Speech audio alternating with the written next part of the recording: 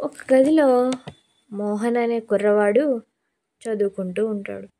ఆ పిల్లవాడు చాలా శ్రద్ధగా వింటాడు ఏ పాఠాన్నైనా. వాళ్ళ మేడం పాఠాల గురించే కాకుండా నీరు గురించి చాలా వివరంగా చెప్తూ ఉంటుంది వాళ్ళ మేడం. అలాగే వాటిని బుర్రలోకి ఎక్కించుకున్నాడు. మోహన్ ఒకరోజు అలా చదువుకుంటూ ఉండగానే బయటికి చూస్తూ ఉంటాడు. బయటకు చూస్తే తనకు చాలా బాధగా అనిపించింది. ఎందుకంటే ట్యాప్‌లోంచి ఒక్కో డ్రాప్ వాటర్ పడిపోయి ఆ చుట్టుపక్కల తడిసిపోతూ ఉన్నాయి.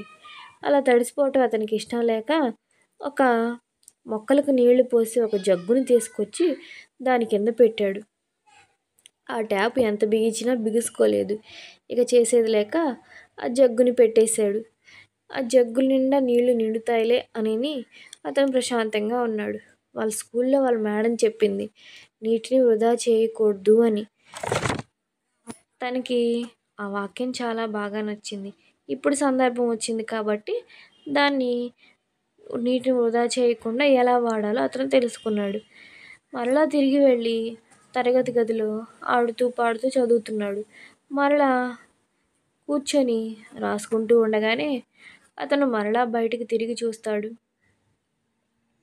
అలా బయటికి తిరిగి చూస్తుంటే జగ్గు కంప్లీట్‌గా నిండిపోయి ఉంది. ఆ జగ్గు నిండిపోయటం చూసిన మోహన్ ఆ నీటిని తెచ్చి మొక్కలకు పోస్తూ ఉన్నాడు. మొక్కలు మొక్కలకి నీళ్లు చాలా అవసరం కదా మరి! నీటిని వృధా చేయకుండా ఆ మొక్కలకు పట్టాడు. మరలా ఆ నీటిని తీసుకొనొచ్చి తన గదిలో ఉన్న ఒక చిన్న మొక్కకు ఆ నీళ్ళని పెట్టాడు. తనకు చాలా సంతోషం వేసింది.